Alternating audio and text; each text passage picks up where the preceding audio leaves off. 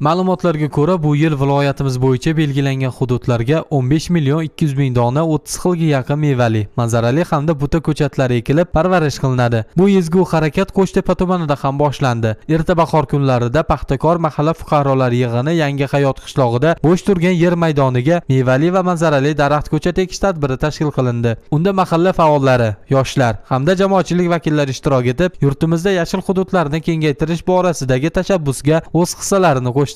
2026-yil bahor mavsumi yashil makon umummilliy loyihasi doirasida Qo'shtepa tumanida 348 ming mevali, manzarali va buta ko'chatlari ekilishi rejalashtirilgan bo'lib, bugungi kun holatiga 211 mingdan ortiq mevali, manzarali ko'chatlar ekilishi ta'minlangan. Bu borada ishlarimiz izchillik bilan davom ettirilmoqda.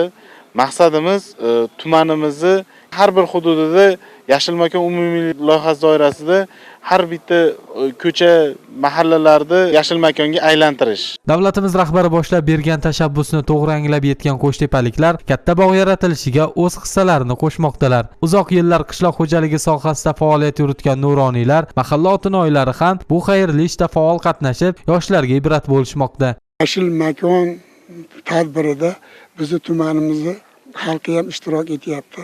Imkoni bor joyga daraxtlar ekilib, yashil makonlar hosil bo'lib, keyingi avlodlarimizga bog'-rog'lar qolishini harakat edamiz. Mana shunaqangi ezgu ishlarda tumanimiz xalqiga, butun respublikamiz xalqiga kuch-quvvat tilaymiz.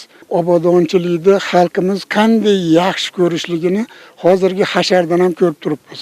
Hammasi joni dili bilan shu ekib, kelajakda shu yoshlarimizga qoladi shu bog'-rog'lar degan umidda, niyatda astoydil yurakdan chiqarib xizmat qilishyapti. Prezidentimiz tashabbusi bilan tashkil etilayotgan yashil makon umummilliy loyihasida biz yoshlar ham yaxshi kayfiyat bilan ishtirok etyapmiz. Bunday ezgu ishlarga o'z hissamizni qo'shayotganimizdan xursandmiz.